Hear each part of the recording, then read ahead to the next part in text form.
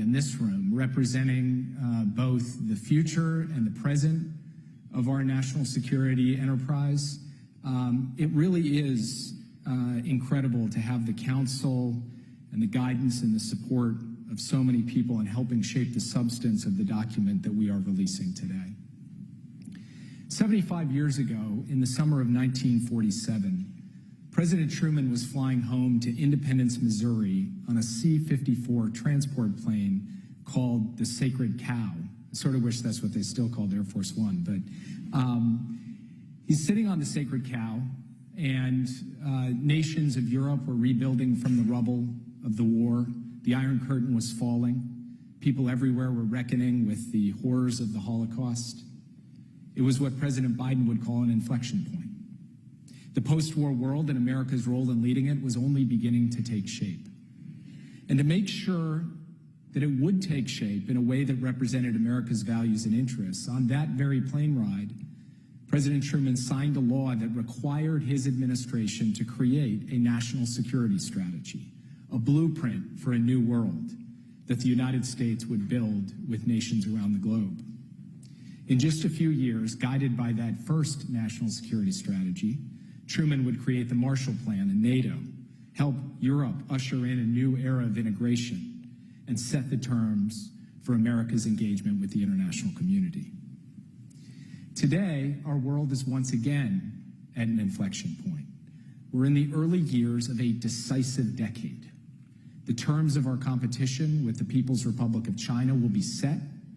The window of opportunity to deal with shared challenges like climate change will narrow drastically, even as the intensity of those challenges grows. So we need to grasp our moment, just as Truman did his. And today, the Biden administration is releasing our national security strategy. It touches on our plans and partners in every region of the world. It details the president's vision of a free, open, prosperous, and secure international order. And it offers a roadmap for seizing this decisive decade to advance America's vital interests, position America and our allies to outpace our competitors, and build broad, effective coalitions to tackle shared challenges. I'd encourage all of you to read it in full, and I hope there will be a thoughtful and robust discussion of it in the months ahead, where you agree and where you don't. Because the matters laid out in this document and the execution of it do not only belong to the U.S. government, they belong to everyone who shares this vision worldwide. The stakes could not be higher. The actions we now will shape whether this decisive decade is an age of conflict and discord or the beginning of a more prosperous and stable future. Simply put, we face two main strategic challenges. The first is geopolitical competition. The post-Cold War era is over, and the competition is underway between the major powers to shape what comes next.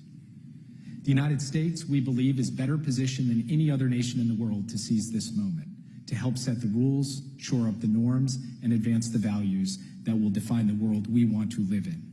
But we are not on this field alone. The PRC's assertiveness at home and abroad is advancing an illiberal vision across economic, political, security, and technological realms in competition with the West. It is the only competitor with both the intent to reshape the international order and the growing capacity to do it. Meanwhile, Russia's war against Ukraine builds on years of growing regional aggression. Vladimir Putin is making reckless nuclear threats, willfully violating the UN Charter, relentlessly targeting civilians, acting with a brutality that threatens to drag us all back into the dark days of Soviet expansionism. The second strategic challenge we face is the sheer scale and speed of transnational challenges that do not respect borders or adhere to ideologies. Climate change, which is already destroying lives and livelihoods in every part of the world.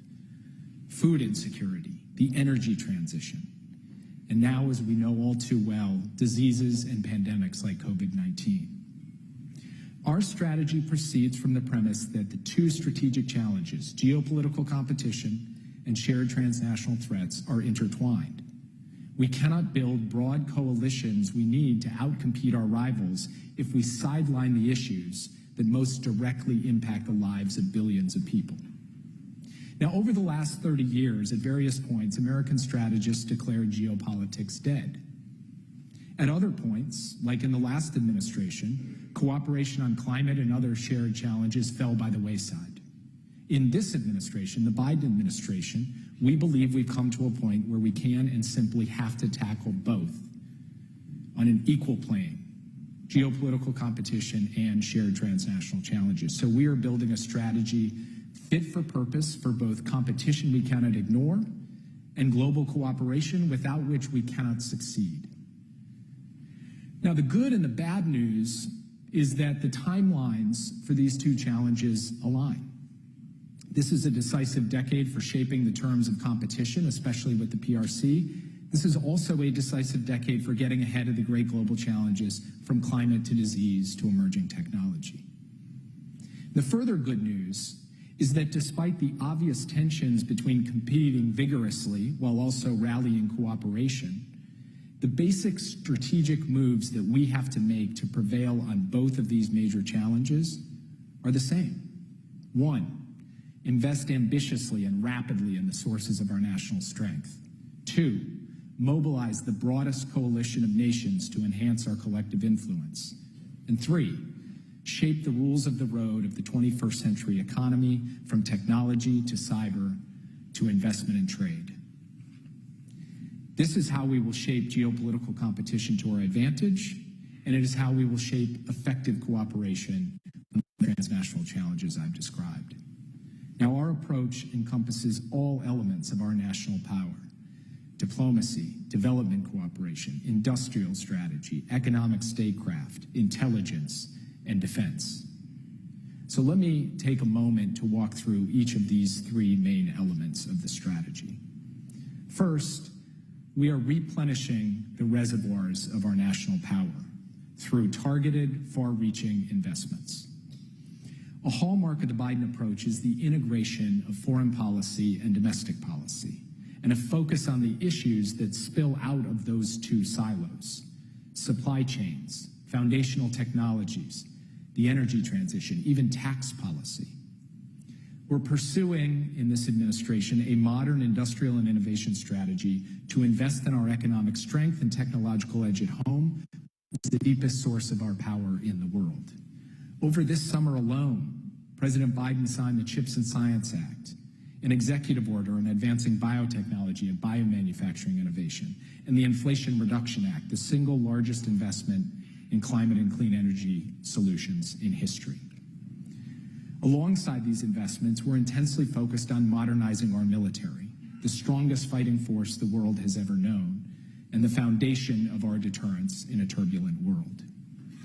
And we're intensely focused on refurbishing our intelligence community as well, giving it the tools it needs to succeed in a fast-changing world. We must equip both our military enterprise and our intelligence enterprise for this era of strategic competition while maintaining the capability to disrupt the terrorist threat to the American homeland. The war in Ukraine, as many of you have come to learn, also highlights the need for a vibrant defense industrial base, one that is capable of rapid mobilization and tooled for innovation and creative adaptation. All of these steps we take at home are force multiplied by another core source of American power: our alliances. After a period of significant distance and disjuncture with our allies, we are now more fully in lockstep.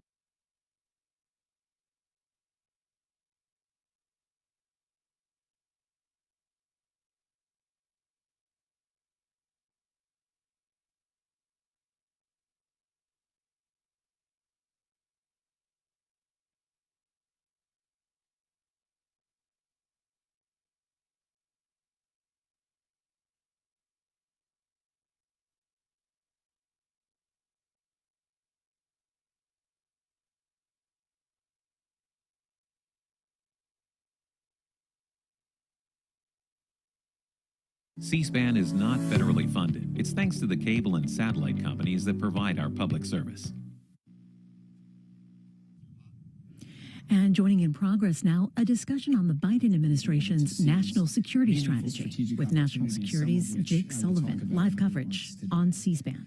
And then I would just like to say I'm grateful to this community in this room, representing both the future and the present of our national security enterprise. It really is incredible to have the counsel and the guidance and the support of so many people in helping shape the substance of the document that we are releasing today. 75 years ago, in the summer of 1947, President Truman was flying home to Independence, Missouri on a C-54 transport plane called the Sacred Cow. I sort of wish that's what they still called Air Force One, but he's sitting on the Sacred Cow, and nations of Europe were rebuilding from the rubble of the war. The Iron Curtain was falling. People everywhere were reckoning with the horrors of the Holocaust. It was what President Biden would call an inflection point. The post-war world and America's role in leading it was only beginning to take shape. And to make sure that it would take shape in a way that represented America's values and interests, on that very plane ride, President Truman signed a law that required his administration to create a national security strategy, a blueprint for a new world that the United States would build with nations around the globe. In just a few years, guided by that first national security strategy, Truman would create the Marshall Plan and NATO, help Europe usher in a new era of integration, and set the terms for America's engagement with the international community. Today, our world is once again at an inflection point. We're in the early years of a decisive decade. The terms of our competition with the People's Republic of China will be set. The window of opportunity to deal with shared challenges like climate change will narrow drastically, even as the intensity of those challenges grows. So we need to grasp our moment, just as Truman did his. And today, the Biden administration is releasing our national security strategy. It touches on our plans and partners in every region of the world. It details the president's vision of a free, open, prosperous, and secure international order. And it offers a roadmap for seizing this decisive decade to advance America's vital interests, position America and our allies to outpace our competitors, and build broad, effective coalitions to tackle shared challenges. I'd encourage all of you to read it in full, and I hope there will be a thoughtful and robust discussion of it in the months ahead, where you agree and where you don't. Because the matters laid out in this document and the execution of it do not only belong to the U.S. government, they belong to everyone who shares this vision worldwide. The stakes could not be higher. The actions we now will shape whether this decisive decade is an age of conflict and discord or the beginning of a more prosperous and stable future. Simply put, we face two main strategic challenges. The first is geopolitical competition. The post-Cold War era is over, and the competition is underway between the major powers to shape what comes next. The United States, we believe, is better positioned than any other nation in the world to seize this moment, to help set the rules, shore up the norms, and advance the values that will define the world we want to live in. But we are not on this field alone. The PRC's assertiveness at home and abroad is advancing an illiberal vision across economic, political, security, and technological realms in competition with the West. It is the only competitor with both the intent to reshape the international order and the growing capacity to do it. Meanwhile, Russia's war against Ukraine builds on years of growing regional aggression. Vladimir Putin is making reckless nuclear threats, willfully violating the UN Charter, relentlessly targeting civilians, acting with a brutality that threatens to drag us all back into the dark days of Soviet expansionism. The second strategic challenge we face is the sheer scale and speed of transnational challenges that do not respect borders or adhere to ideologies. Climate change, which is already destroying lives and livelihoods in every part of the world. Food insecurity, the energy transition, and now, as we know all too well, diseases and pandemics like COVID-19. Our strategy proceeds from the premise that the two strategic challenges, geopolitical competition and shared transnational threats, are intertwined. We cannot build broad coalitions we need to outcompete our rivals if we sideline the issues that most directly impact the lives of billions of people.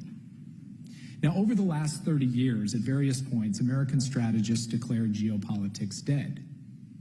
At other points, like in the last administration, cooperation on climate and other shared challenges fell by the wayside. In this administration, the Biden administration, we believe we've come to a point where we can and simply have to tackle both on an equal plane, geopolitical competition and shared transnational challenges. So we are building a strategy fit for purpose for both competition we cannot ignore and global cooperation without which we cannot succeed. Now, the good and the bad news is that the timelines for these two challenges align. This is a decisive decade for shaping the terms of competition, especially with the PRC.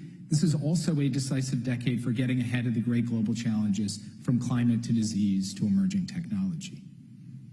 The further good news is that despite the obvious tensions between competing vigorously while also rallying cooperation, the basic strategic moves that we have to make to prevail on both of these major challenges are the same.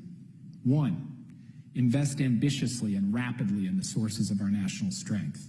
Two, mobilize the broadest coalition of nations to enhance our collective influence.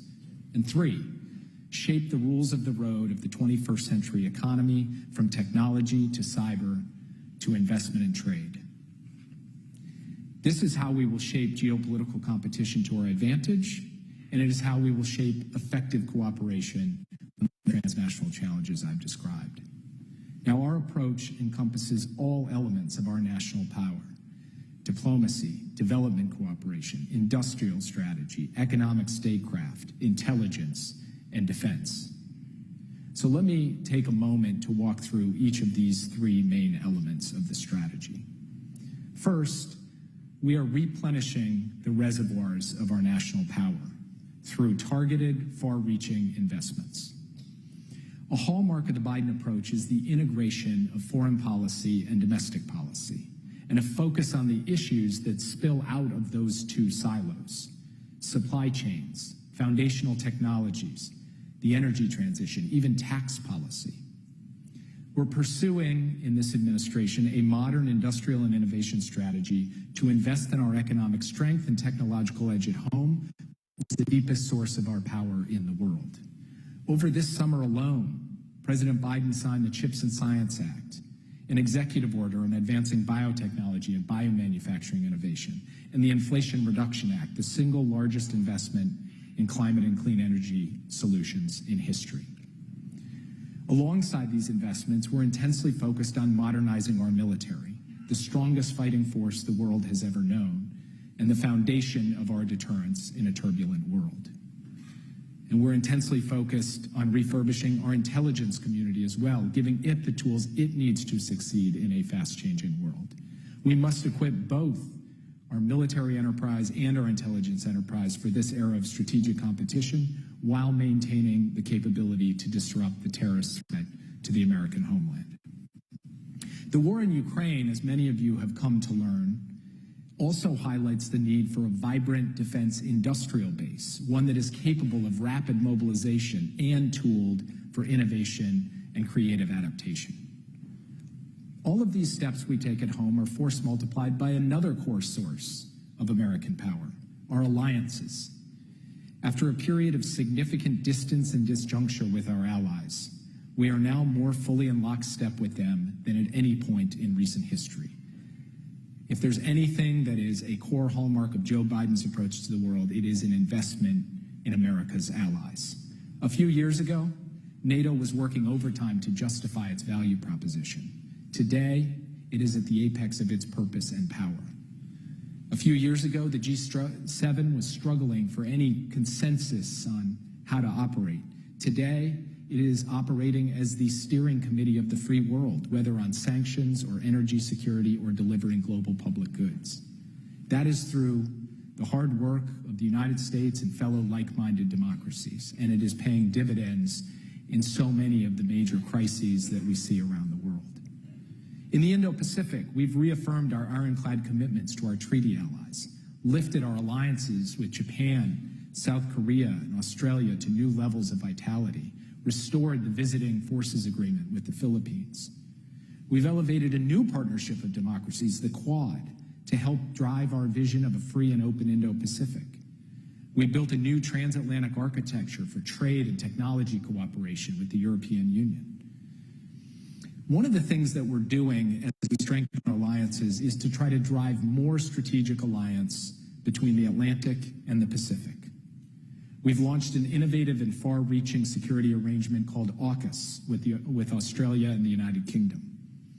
We included, for the first time ever, the leaders of Japan, South Korea, New Zealand, and Australia at the NATO summit in Madrid this past June. And we're working very closely with the European Union as each of us have formulated and are now implementing our Indo-Pacific strategies. At a time when we need democracies and market economies around the world to work together, the United States has a key role to play in helping build out these collaborations. Japan and South Korea's work with us to reroute surplus natural gas to Europe, Australia's contribution of weapons to Ukraine, are examples of how connecting the Atlantic and the Pacific is playing out in practice. Now, the world's major autocracies believe that the democratic world is in decline. They seek to advance a very different vision, where might makes right and technological and economic coercion squeezes anyone who steps out of line. The last year alone has demonstrated the extreme shortcomings, indeed the fundamental fragility of this subversive vision. And the Biden administration has proven that a broad and powerful range of nations supports our vision for a free, open, prosperous, and secure world. Even if our democratic allies and partners don't agree on everything, they are aligned with us. And so are many countries that do not embrace democratic institutions, but nevertheless depend upon and help sustain a rules-based international system. They don't want to see it vanish, and they know that we are the world's best bet to defend it. That's why the second strategic focus of President Biden's approach is mobilizing the broadest possible coalition of nations to leverage our collective influence. Our goal is not to force our partners to fall in line with us on every issue. And we're not seeking to carve the world into rigid blocks. As the President said in the UN General Assembly last month, the United Nations Charter was not only signed by democracies of the world, it was negotiated among citizens of dozens of nations with vastly different histories and ideologies, united in their commitment to work for peace. So we will work with any nation prepared to stand up for the values of the UN Charter. That includes the principle of sovereignty and territorial integrity. Last March, 141 nations voted to condemn Putin's war in the General Assembly. Only 4 nations stood up for Russia: Belarus, Eritrea, North Korea, and Syria. I know which side of that I would want to be on and what side the United States is on. This week, in fact, today, perhaps while this session is ongoing, the nations of the world will vote again, overwhelmingly, to send another strong, unmistakable message to Moscow that we reject its illegitimate and illegal acts of annexation as fundamentally inconsistent with the UN Charter. The UN Charter also includes the principle of freedom of navigation and overflight. So we've stood up the Indo-Pacific Partnership for Maritime Domain Awareness. We're really excellent at naming things in government, by the way, which brings the Quad together with the nations of the Pacific Islands, Southeast Asia, and the Indian Ocean to address illegal fishing practices and build capacity to respond to disasters.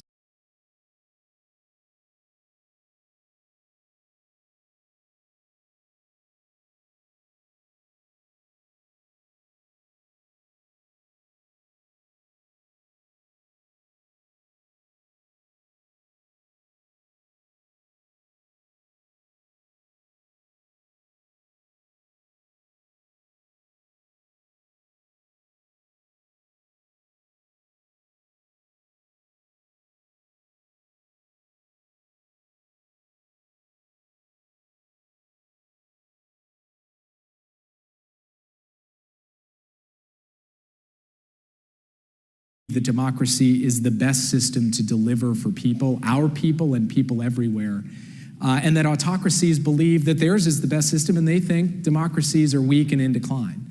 And the strategy reinforces that basic proposition, but President Biden also said that what the war in Ukraine has shown is that there is another dividing line, not just one between democracies and autocracies, but between those who want to tear down or alter fundamentally the terms of the international order as laid out in the UN Charter and those that don't. And many countries that do not have democratic institutions are on the side of defending and upholding the terms and principles of the UN Charter. We'll see that today with an overwhelming vote in favor of rejecting outright Russia's annexation, sham annexation of these territories in Ukraine. And there will be many non-democracies that cast their ballots yes for this resolution. So in a way, it is the Biden approach is one that makes a big principled bet. Democracy is a form of government worth defending. Democracies of the world are worth supporting. Democracies are our primary partners in our alliances in multiple geographies around the world. But it's also a bet on a system designed at the end of the Second World War that will need to be updated as we go forward, that says there are certain fundamental rules that countries of all stripes have signed up to and can support. This does leave us with a tension, but it's not a new one. It's one that's existed in American foreign policy through Democratic and Republican administrations alike. And the way that President Biden thinks about that tension is the most significant vehicles through which the United States is operating in the Biden administration are vehicles of like-minded democracies: NATO, the G7, the US-EU Trade and Technology Council, the Quad, AUKUS. But we can both build out that architecture and effectively infuse energy and support for the democratic and the free world, while at the same time working with a range of countries to help solve problems that matter to all of us, and for which cooperation requires us reaching beyond just countries that share our political system.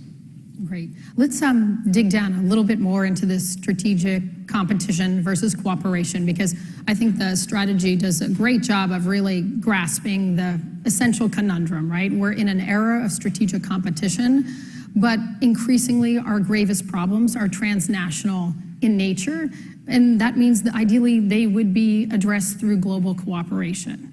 So one way of dealing with this, as the strategy lays out and as you have discussed, is through different kinds of global cooperation. You've mentioned on several occasions these new institutions that have been created. But I'm wondering if we have thought enough, if the strategy addresses enough the idea of, well, should we think more about harnessing the dynamics of competition to solve global transnational issues? So, in other words, if we're going to live in a deeply competitive global environment, whether we like it or not, shouldn't we not be hoping for a global cooperation solution to some of these problems, but better looking for a way to harness competition to get solutions to transnational problems? So in some cases, I think that makes absolute sense. The race for an edge in technology is a good example of that. Competition can produce technological breakthroughs that can help solve all of our problems, from food to energy to climate. And we should not be shy about that competition. And as I said in my remarks, the United States is not going to be shy about that competition. We are making greater, more fundamental, more far-reaching investments in the technology and innovation base of the United States through what has been passed in the Biden administration than we've seen in a generation or more. And we are going to run faster as a result of that, and we're going to help build up an allied ecosystem that collectively can run faster still. We also are not going to be shy, as I said in my remarks, about tailored, careful, targeted controls on the export of foundational technologies to our competitors.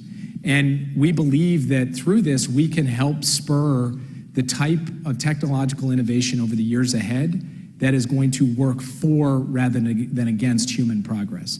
There are other areas, though, arms control and nonproliferation, where almost inherently cooperation has to be more the order of the day than competition, because otherwise you can end up in arms races or races to the bottom. Similarly, the global minimum tax is an example of where fundamentally getting everyone aligned around a basic principle of fairness, that we're not going to let massive corporate evasion of taxes to the tune of hundreds of billions of dollars happen because everyone will sign up to a minimum.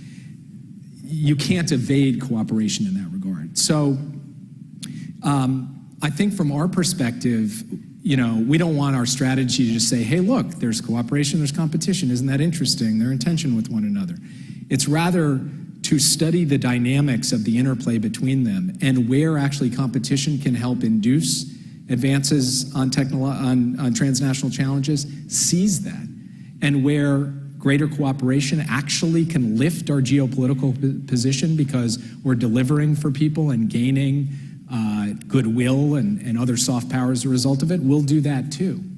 But a sensible strategy in today's day and age has got to live in this space, has got to grapple with this fundamental question. How do you manage for the need for cooperation on global challenges at a time, as Megan said, of intense competition?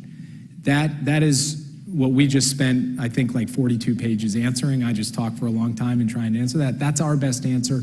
It's an answer that we'll have to iterate over time in the precise applications and analyses. But for those of you who are going into national security and foreign policy, this, to me, is the strategic landscape into which you're about to enter. And it's way different from the Cold War. And it's way different from the post-9/11 era. It is a different kind of era that has massive consequences on both of these dimensions, on geopolitical competition and on the need to solve just eye-poppingly enormous transnational challenges. COVID-19 alone has taken the lives of millions around the world. You think about the climate crisis, what we're grappling with right now on food insecurity. So I just realized I've started laying myself out on the psychologist's couch before you hear it today a little bit to let you inside our thinking. But that's really what we're trying to get at here.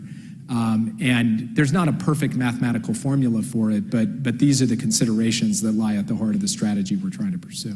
That's what I'm trying to do, is I'm trying to get you to unfold and share some of it with you. And I would agree that I think the strategy is the best document I've seen thus far that really grapples with that dynamic, which is at the heart of today. Let's move to China. Obviously, China is infused throughout the document. So Russia's the acute threat, but China, as you said, is the big geopolitical, most consequential challenge to the United States. So this is something that maybe China's near neighbors see the world in the same way, maybe our NATO allies increasingly see the world this way, but much of the global South does not see the world this way. They've made very clear to all of us they don't want to be asked to choose. They don't share that perception at all. Could you say a bit about where we've been able to win over the global South on this framework, or what kind of tools we have to engage the global South in this conception of security? So when President Biden talks about China, he frequently reinforces the point, and he did so recently at the UN by saying, we're looking for competition but not conflict, and we're not looking for a new Cold War. And when we say we're not looking for a new Cold War, that has a few different meanings to it. One is that we do not want to end up in kind of existential Manichaean, constant zero-sum competition at a moment when there are all these other larger challenges and equities afoot. But another way gets to the heart of Megan's question, which is during the Cold War, we turned a lot of different regions in the world into proxy battlegrounds between the US and the Soviet Union. And we basically treated countries according to where they fit into that kind of larger proxy dynamic, rather than treating them on their own terms. And one of the points I made in the speech, one of the points the strategy really lays out, is that a successful approach to dealing with competition with the PRC means not making countries choose sides, not dividing the world into rigid blocks, and not making our relationship with countries kind of dependent on some kind of proxy fight between the US and the PRC, but rather having an affirmative agenda, that is rooted in the best of what American foreign policy can be, a problem-solving mindset about the things that those countries are facing.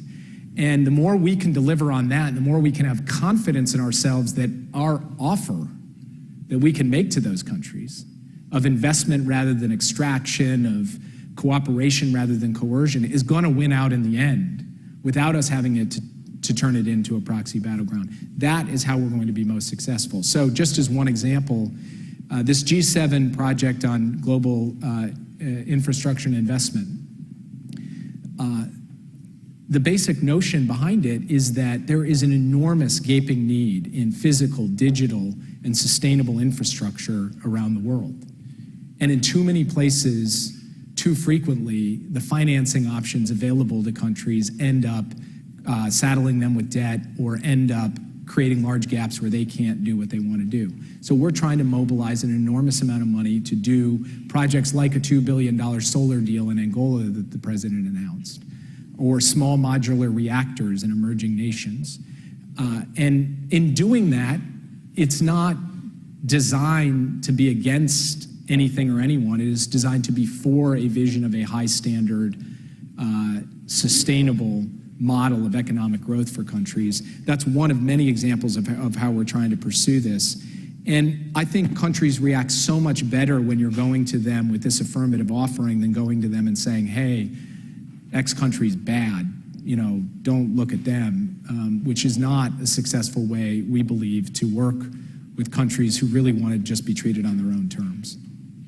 So the strategy tackles a lot of thorny issues, a lot of complex problems, but there's one area where maybe some readers will want more, and that's in the area of international economic issues. So in talking about the administration's economic agenda, the IPEF, the Indo-Pacific Economic Framework, gets a lot of attention. Could you say a little bit more about that economic and trade agenda? What are other components of it? And the strategy says quite baldly, you know, the day of traditional trade agreements is in the past, and market access is no longer on the table.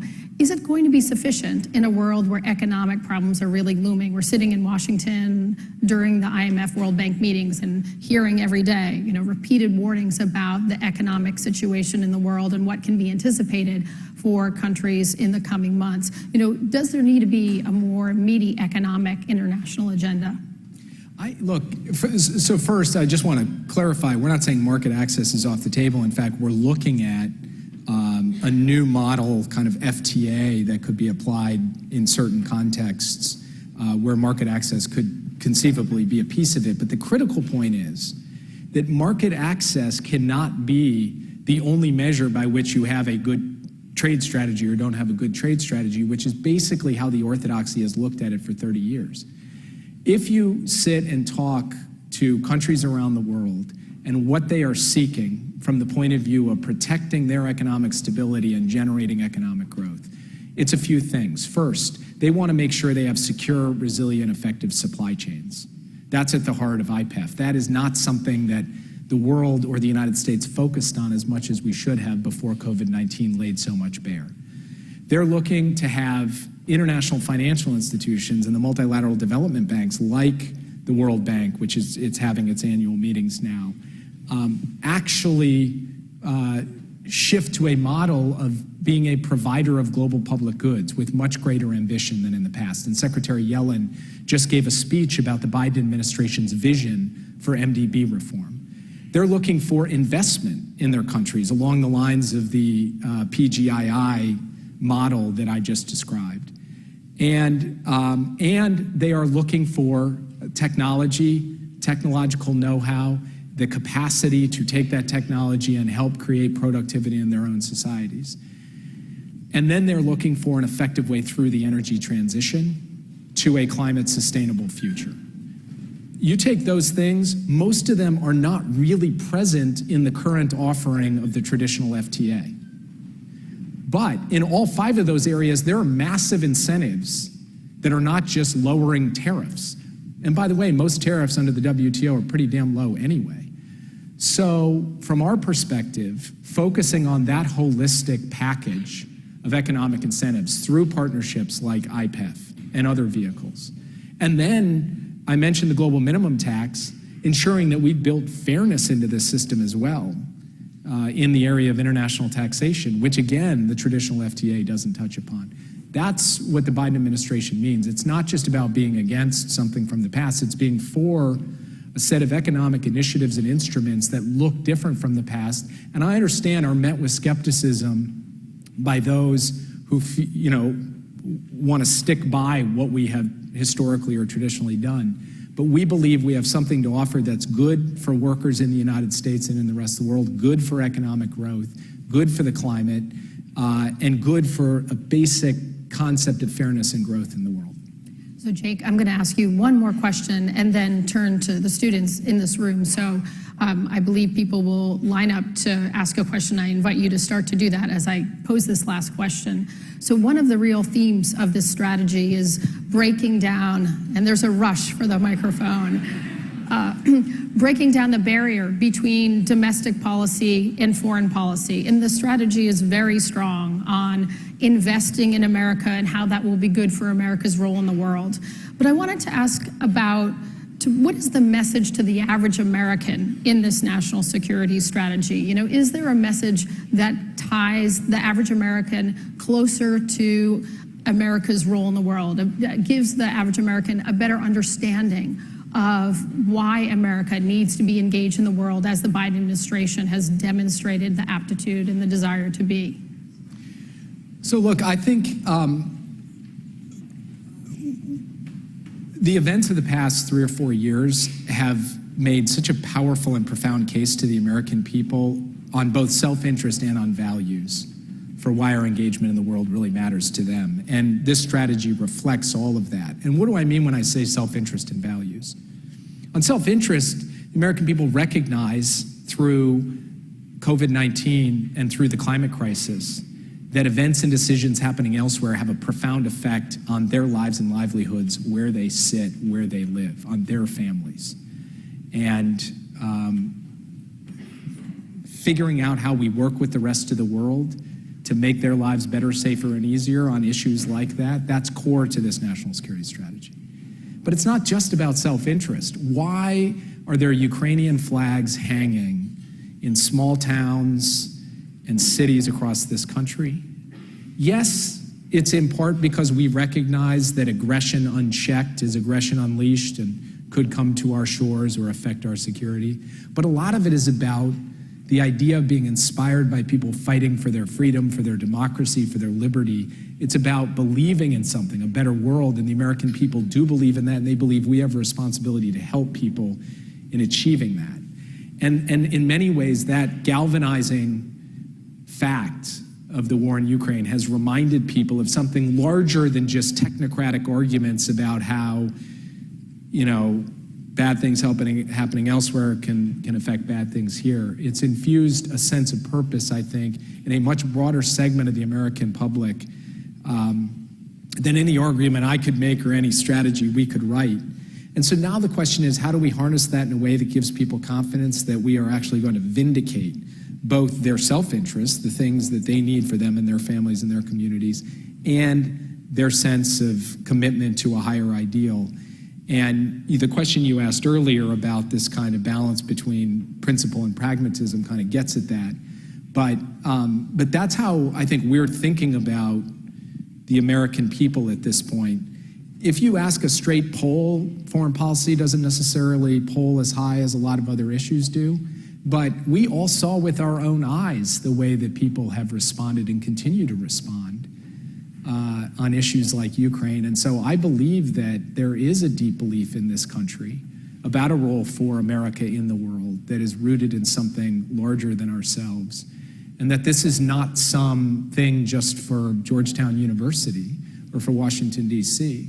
It's about an idea of America and its role in the world that is real and is profound, and it's something that got me into foreign policy in the first place, that I believe in and care about, and it's our job to be good stewards of that as we go forward.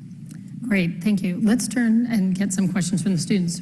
Please, if you could introduce yourself. Hi there. Thank you, Mr. Sullivan, for coming to Georgetown today and taking time out of your busy schedule to present here. My name is Andrew Wong. I'm a first year in the School of Foreign Service from Long Hill, New Jersey.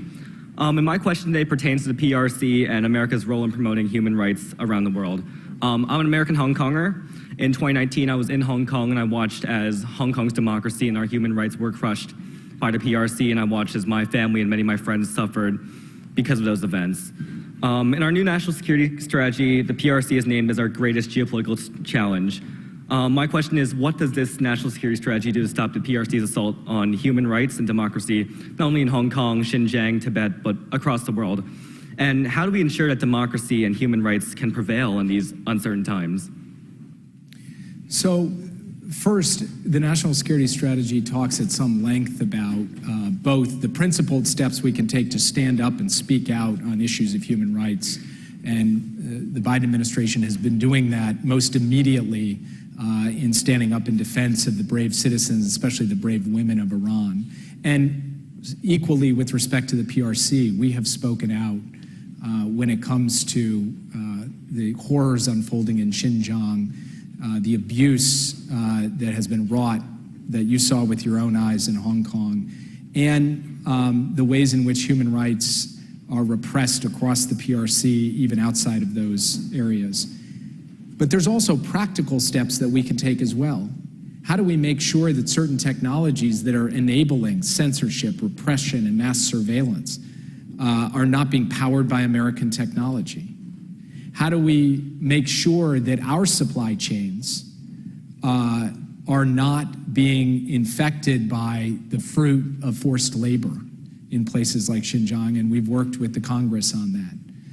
How do we make sure that we're working with like-minded countries through every vehicle that we can to shine a spotlight on what is happening? And we've just seen the UN report on the horrors of Xinjiang put forward by the special rapporteur. So for us, it's a matter of speaking with clarity on these issues, rallying other countries as well, and then trying to take a set of practical steps to ensure that we are touching upon or trying to restrict or constrain the tools and technologies that exacerbate or make this possible. That's not a panacea. This is an ongoing work that has to continue for as long as we've got good-hearted people stepping up to try to push back on these kinds of things in partnership with allies, both inside and outside government. But those are the steps that we are trying to take in this administration. Thank you. Could I have the next question, please? Hello, Mr. Sullivan. Thank you for being here. My name is Ferial Farmarzi. I was born and raised in Iran, and now I'm a U.S. citizen. Thank you. First of all, I want to thank you for amplifying the voice of Iranian women and Iranian protesters in the street. I know it means a lot to them, people who are fighting with bare hands and with nothing to fight for their freedom. You mentioned in your comments on Twitter that you will hold responsible people of government of Iran for their actions against the protest. Could you clarify what does holding responsible mean? Because in your opening remarks, you also mentioned Iranian government continues on their nuclear power plans. Obviously, sanctions hasn't worked so far. And sanctions won't stop them from killing innocent people. So what does it mean to hold them responsible for this? So first, accountability is partly about, again, shining a spotlight on this behavior. It is about calling it out in plain and stark terms, which President Biden and those of us in the administration have done. Second, it is about imposing costs, not just sanctioning Iran as a country, but sanctioning the individuals and the entities that are responsible for the crackdown and the repression. And the Biden administration has imposed a round of sanctions on the morality police and on other officials of the Iranian government who are participating in these crackdowns. And then, of course, there is the part of this where the United States needs to take affirmative steps as well. And what we have done is issued from the Treasury Department a new set of guidance that facilitates and removes obstacles to the provision of communication technologies, apps and the like, so that the Iranian people can communicate with one another and communicate with the world. So that is what the United States has done thus far. That doesn't mean that we can stop every bullet or hold back every baton, but we are going to show where we stand on this issue and take the practical steps available to us. That has been the resolute determination of the president and our administration from the moment these protests broke out, and it will continue. Thank you. Next question, please. First of all, thank you for being here, Mr. Sullivan. My name is Asher. I'm a freshman studying government. And I noticed that in the new National Security Strategy document, China is referred to as the PRC, whereas in past national security strategies, mainland China has just been referred to as China. So I was wondering what the significance or purpose of this name change is. I think if you ask like 10 people in our government, they give you slightly different answers probably to that question, but I will give you mine, which is we're intent, to the extent that we are in a competition with the People's Republic of China, to not make this about the Chinese people, to make this about the government and the policies and strategies that the government of the PRC is pursuing. And so we want to, in our nomenclature, be careful about that point, because it is very important to us that this not become Americans versus Chinese, but rather a question of the United States' national security strategy as it relates to the government of the People's Republic of China. Thank you. Hi, my name is Deepa Fuyal. I'm a freshman in the School of Foreign Service, majoring in international politics, so I greatly appreciate you coming out here today. My question is in relation to the international economy. With increasing inflation in America, obviously the default response would be to increase interest rates. However, as the responsible world power that you've said that we are, should the Federal Reserve approach to resolve inflation by increasing interest rates be reconsidered, in your opinion, to account for the potential damage to the economy of developing countries that have a large amount of their debt denominated in US dollars? So I will not speak to the Federal Reserve. They'll make their independent decisions on how to proceed. And from the National Security Council, we don't weigh in on those matters. What I will say is, as we see what the Federal Reserve does, as we see what the totality of economic circumstances are, it's my job, the job in coordinating international economic policy alongside my colleagues at the White House for the U.S. government, to think about what steps we can take to improve the position of emerging economies and less developed economies around the world on debt relief, which will be a major topic at the G20 coming up in a few weeks. On, as I said before, multilateral development bank reform, which is a topic unfolding as we speak here in Washington, and on the necessary humanitarian assistance on everything from food security to health. So I will focus on those things, and I will leave to the Federal Reserve the decisions it makes, which just fall outside my purview, and I'm sorry I can't give you a more direct answer to your question. I'm afraid we have time for one more question. If I could turn the floor over. Hello, okay, so my name is Edward Sun, and I'm a first year in SFS from Beltsville, Maryland. As we all know, autonomy is the future, and you yourself, in your speech, has talked about how we need to modernize our military and intelligence enterprise, the importance of cybersecurity, and new technology such as autonomous systems, which you also listed. As countries like the PRC invest $2.3 trillion just this year, compared to the United States, plan to invest $1.1 trillion over a course of 5 years. My question for you is regarding AWS, so autonomous weapon systems, and maritime autonomous surface ships, and who you think should be held liable based on U.S. policy and maybe even your own legal opinion. I know you have a very long legal career of advisements. Do you think it should be like the AI, the flag state, officer in command, or even the engineers that are held responsible? I don't know if you're, that's a very long question, I'm sorry, but. No, that is a question that I'm going to file away, and when I'm back teaching in the classroom, when I'm out of this job, I'm going to teach a class specifically on the question of legal liability for autonomous systems and how you could trace it back. I mean, the only answer I can give sitting here now is going to be highly unsatisfying, and it depends on the particular circumstances and situations. But we should not operate in a world in which autonomous systems, AI-enabled autonomous systems, unleashed by a country, absolve that country of any responsibility for them. Like somehow they can say, no, that's something else out there entirely.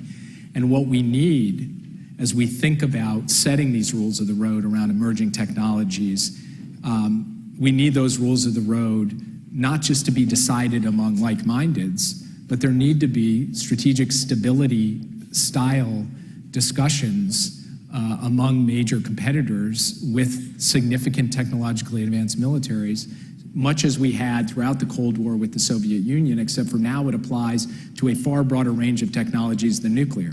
And it applies in circumstances like the question of taking the human out of the loop in AI-enabled weaponry. And that's something that I have taught in previous courses, think a lot about. Our military planners and our lawyers think a lot about these issues as well. And I'll leave it at that for today, but you've now inspired me for, a couple years down the line here. Thank you. I think there are probably going to be a lot of students signing up for your class, whenever that is, wherever that is.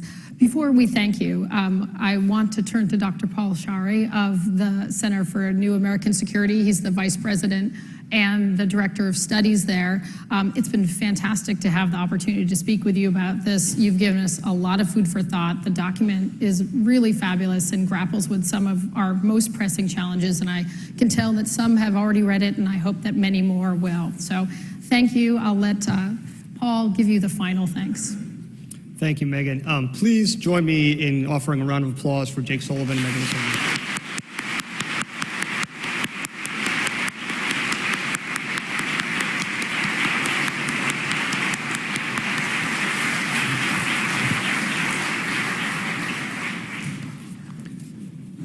One of the key themes that we heard in this discussion today was the truly global challenge that the United States faces in maintaining a free, open, and prosperous international order, and the importance of working with partners and allies to build a coalition against revisionist authoritarian states. At the same time, we heard about the shared global challenges that all nations face on issues like climate change and pandemics, and they need to work with competitor nations to address those.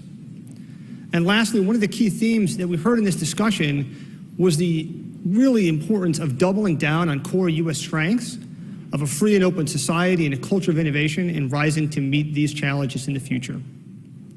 I'd like to thank Dean Joel Hellman and the Georgetown University School of Foreign Service for co-hosting today's discussion. I'd like to thank Jasmine Butler and Anna Peterson at the Center for New American Security. Thanks to all of you for coming in person and joining us in the live stream, and thank you especially to the students who added questions for today's discussion. Please stay tuned for more on these issues. Thank you.